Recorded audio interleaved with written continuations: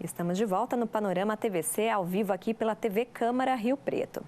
E diversidade, direitos e inclusão. Esses são o foco de uma data que é celebrada agora no mês de junho. Quem vai falar com a gente sobre essa data é a advogada Gabriela Carolina dos Santos Pinto. Boa tarde, Gabriela. Muito obrigada pela sua participação. Muito boa tarde. Quem agradece o convite sou eu. É uma honra estar aqui participando do programa. Bom, a gente vai falar então sobre o Dia Internacional do Orgulho LGBTQIA+, né, Gabriela? Eu vou falar um pouquinho então sobre o currículo da doutora Gabriela, que é advogada, palestrante, consultora empresarial, pós-graduada em Direito Homoafetivo e de Gênero, mestranda da Unesp, coordenadora da Comissão de Diversidade Sexual e de Gênero da OAB em Rio Preto e coordenadora municipal da Aliança Nacional LGBTI. Ela é idealizadora do Instagram jurídico Advoguei. Atualmente foi eleita como conselheira estadual suplente do Conselho LGBT do Estado de São Paulo. Bom, feita a apresentação, então, eu queria que você comentasse com a gente sobre essa data, né, do dia 28 de junho. Ela começou a ser celebrada nos Estados Unidos, né, por meio de protestos, então eu gostaria que você contasse um pouquinho sobre ela, por favor. Bom, dia 28 de junho ele é um marco, né, para o orgulho LGBTQIA+, pela luta dos direitos, né, humanos, direitos à dignidade, à igualdade da população LGBTQIA+. E essa data, ela se referencia a um evento que se denomina de Revolta de Stonewall, que aconteceu em Nova York no ano de 1969. Então, no dia 28 de junho de 1969, o Stonewall Inn, que é um bar que era, né, voltado para a população LGBTQIA+, lá em Nova York. Naquela época, o contexto da população LGBTQIA+, era muito complicada. Existiam algumas leis que proibiam que a população, por exemplo, utilizasse peças de roupa do outro gênero. Você devia utilizar pelo menos 3 peças de roupas que fosse destinada ao seu gênero. A população LGBTQIA+, ela era presa o tempo todo, né? As mulheres trans, travestis eram presas sempre por conta de suas vestimentas, por conta do seu comportamento. Não era possível vender bebidas alcoólicas às pessoas LGBTQIA+, e essas pessoas tinham que viver, então, à margem da sociedade, não podendo assumir a sua personalidade, a sua identidade e a sua sexualidade naquela região. E elas se reuniam em alguns lugares que são chamados de guetos, né? Onde eles poderiam estar ali com os seus iguais, e um desses lugares onde eles se reuniam era o Stonewall Inn, que era um bar lá em Nova York, no bairro chamado Village, e no Village tinham muitos bares que acolhiam a população, né? E recorrentemente, a polícia fazia algumas batidas ali naquele bar, fechavam os bares, o bar chegou a ficar lacrado por algumas vezes, né? E sempre que isso acontecia, a população ia embora, muitos iam presos e eles se sentiam desesperançosos. Até que um dia, no dia 28 de junho, 2 travestis, elas estavam nesse bar e nesse dia elas falaram: não, dessa vez a gente não vai aceitar ser violentada, dessa vez a gente não vai aceitar ser escorraçada, a gente não está fazendo nada demais, a gente está aqui nesse bar e a gente tem o direito de estar aqui. E uma dessas pessoas, né, é uma travesti negra, Martha P. Johnson, e ali, né, dentro desse movimento de reagir, começou a revolta, né? Então, foi a primeira vez que os policiais, eles viram a revolta da população LGBTQIA+, ali naquele bar. Logo já juntaram pessoas do bairro que também apoiavam a causa e apoiavam os direitos dessa população que estavam ali, né? Pessoas que passavam na rua e viam a movimentação também começaram a se mobilizar, e isso, né, mobilizou pela busca de direitos. Nessa época, né, o movimento pelos direitos civis e igualitários do Martin Luther King, pelo movimento negro, também estava em efervescência. Os direitos e as lutas pelas liberdades civis e estudantis também estavam em efervescência nos Estados Unidos. E aí todas essas lutas por igualdade e por liberdade acabaram incentivando também a população LGBTQIA+ a lutar pelos seus direitos. E aí, naquela mesma semana, fizeram a primeira marcha pelo direito igualitário da população LGBTQIA+, que ficou conhecida como a primeira parada LGBTQIA+, que aconteceu nos Estados Unidos. E é por isso que essa data do dia 28 de junho, ela é um marco de orgulho, um marco pela luta e pela conquista dos direitos, a liberdade e a igualdade dessa população. Bom, a gente está falando aí, então, de várias décadas, né, de luta, são mais de 50 anos desde de tudo isso que aconteceu, e você considera que essa luta, bom, ela ganhou mais evidência, né, nessas décadas, mas considera que houve muitos avanços, conquistas e trazendo para a realidade daqui do Brasil, por exemplo? Sim, de 69 para cá, a gente consegue verificar que muitos avanços aconteceram, mas ainda assim a luta é muito árdua, ainda é necessário caminhar muito mais dentro dessa questão, até porque o Brasil é o país que mais mata pessoas LGBTQIA+, no mundo. Uma pessoa LGBTQIA+, morre a cada 26 horas. Uma pessoa trans ou travesti, ela tem expectativa de vida de 35 anos de idade, enquanto a população média, né, brasileira vive até os 70, expectativa de vida. Então, ainda há muito a ser feito. Mas a gente consegue ver muitas coisas boas, né? A obrigatoriedade da utilização do nome social em instituições públicas e privadas, a possibilidade da retificação do nome de pessoas trans no registro civil, a possibilidade do casamento homoafetivo, o casamento civil, adoção, né, por casais homoafetivos. Tudo isso foi se conquistando. Em 2019, tivemos também a criminalização da LGBTI-fobia, penalizando as pessoas que promovem a discriminação. Então, muitos avanços eles acontecem, mas ainda a gente consegue verificar que a homofobia, a homotransfobia é uma questão estrutural e que deve ser conversada nas bases da educação, nas bases da informação, para que a gente consiga desestruturar essa violência simbólica que ainda silencia essas identidades dentro da nossa sociedade. Nós vemos diariamente, né, casos de agressões, de violência, e como você falou, é importante ressaltar que a LGBTI-fobia é crime no Brasil, né? Eu queria que você comentasse, então, quais são as punições e de que forma podem ser feitas as denúncias. Perfeito. Bom, existem algumas formas, né? Primeiramente, a LGBTI-fobia ela é considerada crime através da lei de racismo, né? Pela ADO 26, o Supremo Tribunal Federal entendeu que, diante da omissão legislativa, de não existir uma lei específica que criminalizasse as violências cometidas para essa parcela da população, eles deveriam aplicar uma outra lei que já existe numa interpretação extensiva da definição de racismo. Como racismo é entendido como a existência de grupos opressores e oprimidos numa estrutura de poder, a LGBTI-fobia, por ser justamente isso, né, por existir uma supremacia da heterossexualidade, da cisgeneridade dentro da nossa sociedade, então seria uma espécie de racismo social. Então, a LGBTI-fobia se enquadra numa das espécies de racismo diante dessa relação de poder, dessa estrutura de poder de grupos opressores e oprimidos.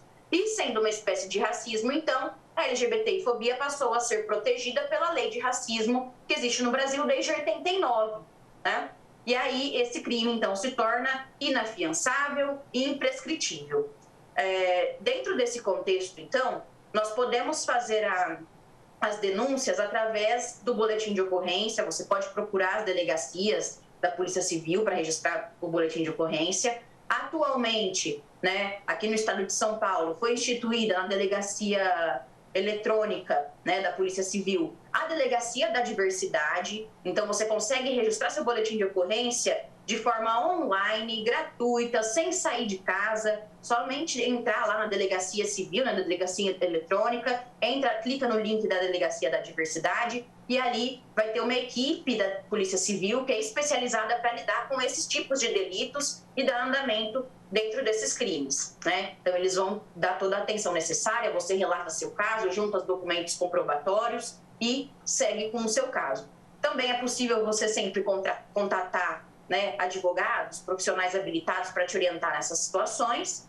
E ainda aqui no estado de São Paulo, existe uma lei, que é a Lei 10.948 de 2001, que pune administrativamente pessoas físicas, pessoas jurídicas, empresas, estabelecimentos públicos e privados, que cometem também qualquer tipo de discriminação em razão da orientação sexual e da identidade de gênero. E aí essas punições, podem ser, dentro da esfera administrativa, até a cassação, né, da licença de funcionamento do estabelecimento, a suspensão, advertência, multas, né, multas de até 1.000, 10.000 UFESPs, então são multas que são quase milionárias, né, para esses estabelecimentos, e tudo isso também pode ser feito dentro da delegacia da Secretaria de Cidadania e Justiça do Estado de São Paulo. Então, dentro do site da Secretaria de Cidadania e Justiça, você consegue formalizar sua denúncia nos termos da Lei 10.948, que é a lei administrativa, e você consegue também formalizar sua denúncia criminal, que aí vai ser pena de reclusão, pena de prisão mesmo, e multa para a pessoa que infringiu a lei dentro da delegacia eletrônica. E, por fim, além das penalidades administrativas e criminais, a LGBTfobia também seja numa punição civil, ou seja, são passíveis também de indenização por danos morais, para você poder receber uma boa indenização daquele agressor, né, para que ele possa ser punido também financeiramente. Então, existem 3 tipos de punição dentro do Brasil que são voltadas para essas agressões LGBTfóbicas. Para você ter acesso a essa indenização por dano moral, aí sim é necessário que você contrate um advogado ou então entre em contato com a Defensoria Pública para solicitar a sua orientação adequada. Bom, é importante, então, sempre a gente reforçar que existem essas punições, é crime, as pessoas devem procurar aí pelos seus direitos e por esse amparo, né, quando se sentirem, quando forem agredidas, né? E apesar disso, Gabriela, é bom a gente falar que, apesar de todo esse avanço, muitas pessoas ainda enxergam essa tentativa de a busca pela visibilidade da população LGBT como vitimismo. Por isso que é importante que haja esse debate, essa visibilidade, né? Exatamente. Não é que se fala em vitimismo, né? Dentro desse contexto, a gente está falando de uma população que é silenciada e invisibilizada. Se é vitimismo você falar que você existe, então não faz sentido, não tem lógica nessa argumentação, né? O que a gente está querendo, né, dentro desse contexto, é a igualdade de direitos. Nós não queremos tirar direitos de ninguém, nós queremos que os nossos direitos também sejam respeitados. Então, essa que é a questão, né? O que muitas pessoas não entendem dentro da nossa parcela de população aqui é que, muitas vezes, as pessoas se sentem ofendidas por verem pessoas que eles repudiam adquirindo os mesmos direitos que eles já possuem há tempos, né? Então, assim, o direito ao casamento homoafetivo, nada interfere nas relações heterossexuais, mas os casamentos homoafetivos agora também são legalizados. E isso muitas vezes incomoda, né? Muitas pessoas não querem ver que os direitos iguais, né, é como se fosse uma ameaça aos próprios direitos. Ninguém quer ver uma população tendo dignidade, tendo seus direitos humanos respeitados. Então, a visibilidade é muito importante para a gente mostrar que existem pessoas diferentes, a diversidade ela existe, deve ser respeitada, e isso é um dever de toda a população. Inclusive, se não respeitar, é passível de punição. E, além disso, também todo esse debate, né, promove uma possibilidade de cobrar políticas públicas no sentido de garantir os direitos da população, né? Com toda certeza. A necessidade de elaboração de políticas públicas, tanto no âmbito da União, estadual e municipal, principalmente, né, é de suma importância. Aqui em São José do Rio Preto, por exemplo, a gente ainda não tem aprovado o Conselho Municipal da Diversidade Sexual e de Gênero. E esse seria um conselho que seria de suma importância ser criado justamente para poder estudar políticas públicas, legislações voltadas para essa área, né? Justamente para poder trazer, né, estudos que sejam formalizados para garantir esses direitos mais básicos da população LGBTQIA+.